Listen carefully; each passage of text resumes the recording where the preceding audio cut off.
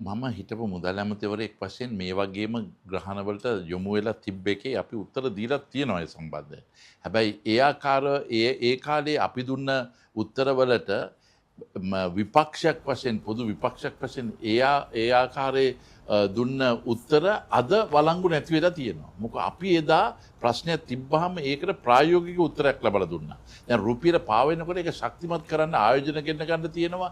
ඒකට ලිහිල් කරන්න පුළුවන් දේවල් ඇති කරලා තියෙනවා. මතක තියාගන්න අපි යහපාලන ආණ්ඩු කාලේ අපේ මිල අඩු ගානේ අවුරුදු 3මාරක් 4ක් ස්ථාවරව තියාගන්න පුළුවන් හැකියාව තිබ්බා. ඒ කාලෙත් ඉරාක් යුද්ධයක් තිබ්බා, ඉරාන් යුද්ධයක් තිබ්බා. ඊට පසුව ආව නොඑක් දේවල් තිබ්බා. මේ වගේම තෙල් මිල උච්චාවචනය වුණා. ඉතින් ඒ සම්බන්ධයෙන් අපට මේවා දරා ගන්න පුළුවන් විදිහට ශක්තිමත් ආර්ථිකයක් හදාගෙන තමයි කටයුතු කරේ. මේකට වාගේ කියන්න ඕන ජනතාව බරදාරන ජනතාවනේ. ඉතින් මම එහෙම කිව්වේ නෑනේ. මං කිව්වේ අපට අභියෝග එල්ල වුණාම ඒකට ප්‍රතිප්‍රහාර වශයෙන් අපි දුන්නේ ශක්තිමත් ආර්ථිකයක් හදාගෙන ඒකට මුහුණ පාන්න ඒ කියන්නේ ඒ අවශෝෂණය කරන්න පුළුවන් විදිහකට වැඩපිළිවෙලක් ගෙනිච්ච එක. ඉතින් ඒක අපිට පේන්නේ අද ඒ වගේ දෙයක් අනුගමනය කරනවා කියලා. දැන් ඉන්නේ ජනාධිපතිවරයා මුදල් ඇමති. එතකොට මොකද්ද මේ වෙන්නේ යන්නේ? ඉතින් කිසි වෙනසක් නැහැනේ. ප්‍රායෝගිකව අත්දැකීමක් සහිතව ඒකට උත්තර දෙන්න අවශ්‍යයි. ජනාධිපති වුවත් මුදල් ඇමති වුවත් මේකේ අන්තිමට ප්‍රායෝගික උත්තර වලට සපයන්න අවශ්‍යයි මේ ප්‍රශ්න විසඳන්න. ඒ කියන්නේ මහ බැංකුව අධිපතිවරයාත් මේකට වක් කියන්න ඕනද? අනිවාර්යෙන්ම. මොකෝ මේ මූල්‍ය පාලනේ තියෙන්නේ මහ බැංකුව ඇතුලේ. දැන් මම තරයෙන්ම ප්‍රතික්ෂේප කරා මේ ස්වාධීනත්වය මහ බැංකුවට දීලා මේකේ අන්තිමට වෙන්නේ ප්‍රශ්නයක් ඇති වෙනවා කියලා. මෙතන දැන් මුදල් අච්චු ගහන්නෙත් නැහැ. ඕන තරම් සල්ලි තියනවත් කියනවා. රුපියල බොහොම ශක්තිමත් අපට ඕන අභියෝගයක් බාර ගන්න පුළුවන් කියලා මහ බැංකුවේ අධිපති මාර්තු 7 වෙනිදා කියනවා. ඔහොම කියලා මාස දෙකකට පස්සේ වෙනින් කතන්දරයක් කියනවා. ඉතින් මේ ස්වාධීනත්වය මොකද්ද තියෙන වටිනාකම? මේ ස්වාධීනත්වය ලබා ගන්න ඉස්සර සෙප්තැම්බර් 23 වෙනිදා රට බංකොලොත් කරා. දැන් කරලා තියෙන්නේ බැංකු පද්ධති ටික මේ බංකොලොත් කරගෙන යනවා. රුපියලේ අප්‍රමාණී වීම සම්පූර්ණයෙන්ම තියෙන්නේ මහ බැංකුවත්. දැන් මේ එතකොට මේ අපි දැක්ක මේ වාහන ආනනය මාස 3කට අඩු කරලා තියෙනවා. නවත්තලා තියෙනවා. ඒකට මේකට උත්තරයක් මගේ ඒක නම් ප්‍රායෝගික උත්තරයක් වශයෙන් බලන්නේ ඒ වගේ දේවල් කරනවට වැඩිය ඩොලර් තියන අයට මේවට අවස්ථාව දුන්නා නම් ඒ රාත වාහන ගේන්න අපිට ආදායමකුත් ලැබෙනවා. අධෛර්යමත් කරන්නෙත් නැහැ. දැන් වෙන්නේ කළුකඩ ව්‍යාපාරයක් ඇති කරන එක විතරයි. දැන් තියෙන බොහොම භයානක දේ තමයි දවස් දෙකකට ඉස්සෙල්ලා මේ LCs 4000 කැරලා තියෙනවා කියලා තිබ්බා. මම දන්නේ නැහැ. මම කෝඩ් කරන්නේ මේ දවස් 3-4කට ඉස්සෙල්ලා කරපු ප්‍රකාශයක්. දැන් අද මම අනිල් ජයන්ත ඇමතුමාගේ ඉල්ලීමක් කරා පාර්ලිමේන්තුවේ මෙහෙම නම් කරුණාකරලා එවැනි ණයවර ලිපි වලට තියෙන වටිනාකමට යම් විදි අධිභාරයක් දාන්න ඕනේ. ඒ කියන්නේ සුපර් ටැක්ස් එකක් දාන්න අවශ්‍ය. ඒ වගේ එල්සියක් කරනවා. ඒ කියන්නේ රජයේ තීන්දුවක් ගන්නවා නම් මෙහෙම කරනවා කියලා ඒකට දවසකට ඉස්සෙල්ලා LCs හරි දවස් එකකට දෙකකට ඉස්සෙල්ලා මේ වගේ 4000 කැරුවා නම් ඒ කියන්නේ බිලියන් 4000ක එතන අනිසි ලාභයක් ලබා ගන්න පුළුවන්. මොකෝ 115ක් වැඩි වෙනවා 150කට කියන්නේ ලක්ෂ 6මාරක් තියෙන එක කාර් එකකට. ඒක වැඩි කරොත් 4000න් ඒකටම මිලියන් 3000ක තියෙනවා. එතකොට ඒකේ අරන් වෙහිකල්ස් ඇවිල්ලා තියෙන ඒවට කරුකඩ ව්‍යාපාරයක් වට අධිතාලම තියලා තියෙනවා. ඉතින් මේව තමයි ඒ ප්‍රායෝගික අත්දැකීම් තුලින් කරන්න තියෙන්නේ. හැබැයි කියන්න පහුගිය ආණ්ඩු කාලේ කට්ටිය හොරා කෑවා කියලා. දැන් මේ ආණ්ඩුවත් ඒකමද කරන්නේ? නෑ මේකේ අලුත් සූත්‍රයක් තියෙනවානේ.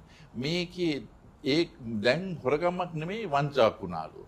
එතකොට ඒ කාලේ ඇමතිලා හොරුළු දැන් රජ නිලධාරි හොරුළු. ඉතින් මේවා පිළිකාවකට නිකන් පැනරෝලයක් දෙනවා වගේ කතන්දර විතරයි රොසින්ජර කතන්දර විතරයි තියෙන්නේ. හැබැයි දන්න විදිහ දැන් හොරකම් කරලා නැහැනේ වංචාවක් නේ වෙලා තියෙන්නේ. ඒ කියන්නේ $0.25ක් වෙන මම ඒක කිව්වේ ද්වේෂසහගත. ඒ කියන්නේ එකක් වෙනවා. දැන් මේක පුද්ගලීකරණය නෙමෙයි කියන්නේ. මේක පුද්ගලිකාංශ දෙය ප්‍රතිව්‍යුහගත කිරීමක් කරන්නේ. ඉතින් වචන සෙල්ලම් කිරීමක් කියන්නේ මොකක්ද? මේ සල්ලි ආයේ ඉන්නේ නැහැ. යන්නේ. ඒ කියන්නේ දැන් ගිහිලා තියෙන ඒවා හැක් කළා වැක් කළා ෆිෂින් කියලා කියන ඒවා වල කිසිසේත්ම අපට පේන්නේ නැහැ කියනවා කියලා. මේක NDP එකේ මිලියන් 13200ක් වුණත් වෙන්න පුළුවන්. මුදල් අමාත්‍යාංශයේ ඒ ප්‍රශ්න වලට අපට පේන්නේ නැහැ ඒක නිසියාකාර ප්‍රායෝගික උත්තර ලැබිලා තියෙනවා. පහුගිය කාලේ ඔහම හැකර්ලා හිටියද මහ බැංකුවේ සල්ලි පාස් කරනවා.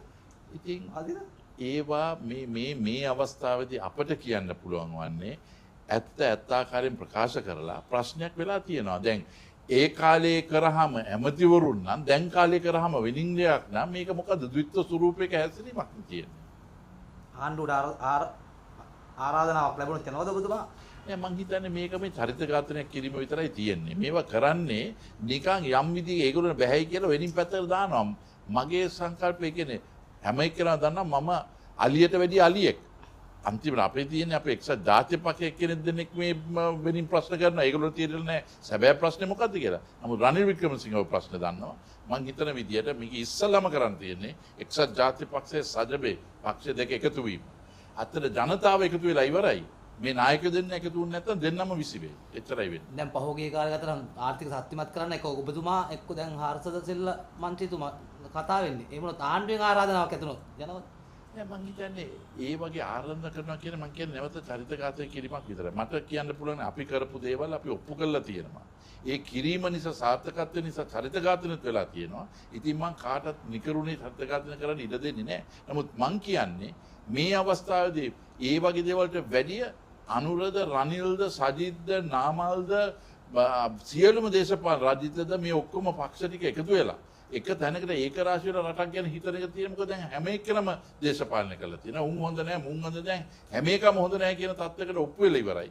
ඉතින් ඊට වැඩි හැම එකකම හොඳ දේවල් පාවිච්චි කරලා ඉදිරියට යෑම තමයි ජනතාව වෙනුවෙන් මං හිතන්නේ තියෙන ප්‍රායෝගික උත්තරය.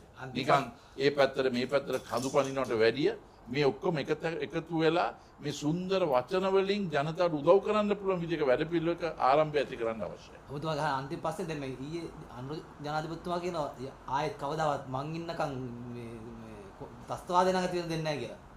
ඉතින් මං හිතන්නේ ඒක රනිල් වික්‍රමසිංහ හිටියත් මහින්ද රාජපක්ෂ යුද්ධ ජයග්‍රහණය කරා චන්ද්‍රිකා කුමාරතුංග මැතිණි හිටියත් මෛත්‍රීපාල සිරිසේන හිටියත් ගෝතබේ රාජපක්ෂ හිටියත් කොයි අවස්ථාවක කොයි නායකයෙක්වත් කොයි ආණ්ඩුවක්වත් කිසිසේත්ම ත්‍රස්තවාදයට අතවනන්න ඉඩ දීලා තිබෙන්නේ නැහැ.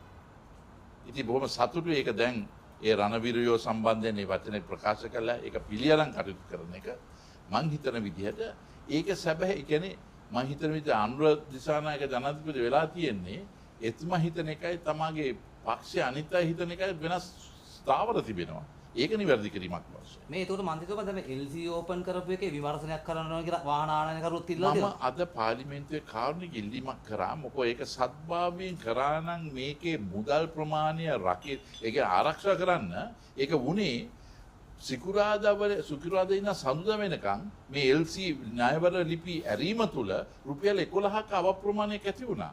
ඉතින් ඒක තුල අන්තිමට වෙලා තියෙන්නේ ඊට වැඩිය හානියක් මිසක් ඒ මේ උදව්වක් නෙමෙයි. ඉතින් ණයවර ලිපි 4000ක් පැය 24ක් 48 මේ තීන්දුව එන්නේ ඉස්සලා ඇති වුණා නම් ඒක මහා ලොකු ප්‍රශ්නයක් ලෙස තමයි තිබෙන්නේ. ඒ නිසා මොකද මීට පෙර සීනි ප්‍රශ්නයක් ඇති වුණාම කිව්වා කෙලින්ම ඔන්න එකට එකතු වෙලා වැඩ කරා කියලා. ඒ නැවත විමර්ශනයකට ලක් කරලා තියෙන්නේ. අන්න ඒක හොයලා බලලා කටයුතු කරන්න. මොකද ණයවර ලිපි ලේසියෙන් හංගන්න බෑ. ඇරලා තියෙනවනම් ඒකට බදු අය කරන්නේ නැහැයි කියලා නිසා නම් LC ඇරලා තියෙන්නේ.